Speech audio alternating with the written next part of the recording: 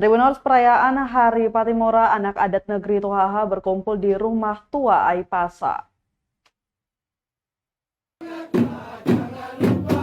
Prosesi perayaan Hari Patimura telah dimulai di negeri Tohaha, Kecamatan Saparwa Timur, Minggu 14 Mei 2023. Di negeri Tohaha, api Patimura akan dinyalakan Kapitan Aipasa.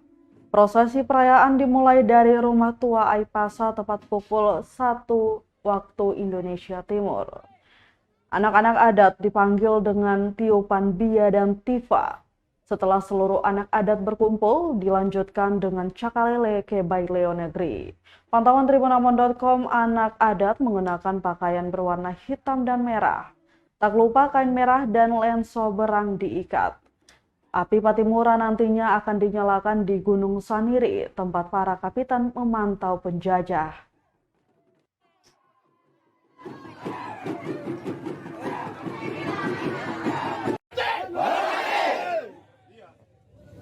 Para kapitan, Kapitano, Malasi, katon siapkan diri menuju Simalua, Benusa, Malatu untuk siap ke Gunung Saniri. Kiri Sunar, buat api Patimura yang ke-206. Hormati! Hormati!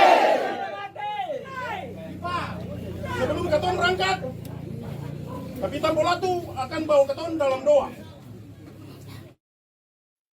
Terima kasih sudah nonton. Jangan lupa like, subscribe, dan share ya.